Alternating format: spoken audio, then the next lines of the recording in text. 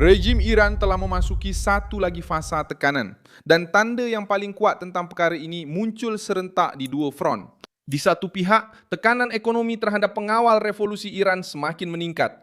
Di pihak satu lagi, gencatan senjata selama 10 hari di Lubnan sudah pun bermula dengan penuh rasa tidak percaya.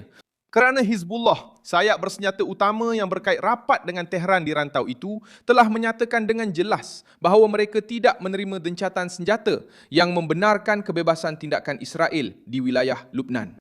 Pada hari Jumaat 17 April 2026, situasi yang terbentuk adalah jelas. Tekanan keuangan di Iran semakin ketat, rangkaian pengaruh serantau kehilangan momentum dan ketegangan tetap berterusan walaupun perkataan gencatan senjata telah dibincangkan. Apa yang sedang berlaku, oleh itu, bukan sekadar jeda ketenteraan yang terpencil. Ini adalah pertikaian yang lebih besar mengenai ruang bernafas keuangan dan politik rejim Iran. Penawar revolusi bergantung kepada wang, ekspor minyak, rangkaian perdagangan selari dan sokongan kepada kumpulan sekutu untuk mengekalkan kekuatannya di dalam dan di luar Iran. Sebab itu, apabila Washington mengetatkan sektor minyak dan sistem pembayaran, tamparannya bukan hanya pada ekonomi. Ia mengenai tulang belakang, aparatus yang membiayai tekanan ketenteraan, propaganda, dan pengaruh serantau. Tepat dalam konteks inilah, Perbendaharaan Amerika Syarikat mengumumkan pada 15 April sekatan terhadap lebih daripada 2 dozen individu, syarikat dan kapal yang berkaitan dengan rangkaian pengangkutan haram minyak Iran. Selain daripada satu skim emas yang berkaitan dengan Hizbullah. Siapa yang berada di tengah-tengah krisis ini? Di satu pihak, Donald Trump, pasukan ekonominya dan jentera tekanan Amerika Syarikat. Di pihak satu lagi, pengawal revolusi yang berfungsi sebagai tonggak ketenteraan, politik dan keuangan rejim Iran. Di sekelilingnya muncul Hizbullah, sekutu bersenjata Teheran di Lubnan, serta kerajaan Israel dan Lubnan, yang telah dibawa kepada gencatan senjata sementara, hasil rundingan dengan penglibatan kuat dari Washington.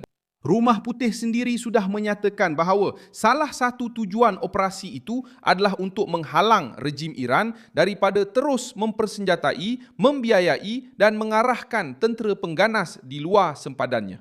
Ini membantu untuk memahami mengapa Iran, Hizbullah dan Lubnan muncul dalam percaturan yang sama. Bagaimanakah tekanan ekonomi ini berfungsi dalam praktik melalui laluan laut dan saluran keuangan? Menurut Reuters, sekatan yang bermula pada 13 April terhadap trafik yang berkaitan dengan pelabuhan Iran boleh menghalang kira-kira 2 juta tong minyak sehari daripada diekspor terutamanya ke China. Penganalisis yang ditemu bual oleh agensi itu menyatakan bahawa Iran mungkin boleh bertahan selama beberapa minggu atau dalam senario yang lebih lama sehingga 2 bulan sebelum terpaksa mengurangkan pengeluaran. Ini bermakna kurang pendapatan, lebih kekangan keuangan dan lebih sukar untuk menampung operasi rejim. Dan ini bukan perkara kecil. Perbendaharaan Amerika Syarikat sendiri telah menjelaskan bahawa sasaran utama ialah infrastruktur pengangkutan minyak haram yang menyokong golongan elit rejim. Di mana perkara ini meletup dengan lebih hebat? Di Iran. Kerana tumpuan tekanan adalah pada minyak dan kelangsungan keuangan rejim.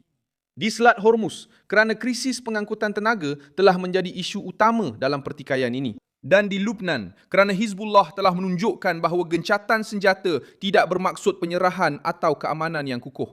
Associated Press melaporkan bahawa gencatan senjata selama 10 hari telah bermula. Tetapi Israel berkata mereka akan mengekalkan tentera di zon keselamatan sepanjang 10 km di selatan Lubnan. Sementara itu, Reuters melaporkan bahawa Hizbullah menyatakan kehadiran tentera Israel di tanah Lubnan memberi hak kepada rakyat Lubnan untuk menentang dan mana-mana gencatan senjata tidak boleh membenarkan kebebasan pergerakan untuk Israel di dalam Lubnan. Dalam kata lain, gencatan senjata wujud tetapi ancaman masih berterusan. Kenapa perkara ini memberi tekanan besar kepada Tehran? Kerana rejim Iran bukan sahaja berdepan dengan bom atau tekanan diplomatik, mereka juga menghadapi kemerosotan struktur. Apabila wang hasil minyak terhenti, keupayaan untuk menyokong sekutu luar menjadi lemah. Apabila Hizbullah bertindak balas sedemikian terhadap gencatan senjata, ia juga menunjukkan bahawa mereka tidak mampu menjual imej kawalan penuh terhadap situasi tersebut. Dan apabila Israel menerima gencatan senjata tanpa keluar dari zon yang diduduki serta mengekalkan hak untuk bertindak balas, mesejnya sangat tegas. Tafsiran paling ketara di sini ialah gencatan senjata di Lubnan tidak menunjukkan kekuatan paksi Iran.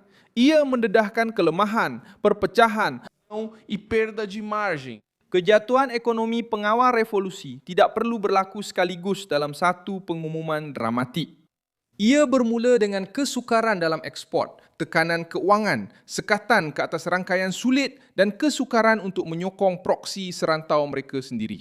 Pada masa yang sama, Hizbullah menolak gencatan senjata mengikut syarat yang telah dipaksakan ke atasnya kerana mereka tahu bahawa gencatan senjata dalam keadaan itu tidak menyelesaikan kedudukan mereka. Ia hanya membekukan masalah. Apa yang kita lihat hari ini ialah sebuah rejim yang ditekan dari luar, lemah dari dalam, dan semakin bergantung kepada retorik untuk menyembunyikan kehilangan pengaruh sebenar.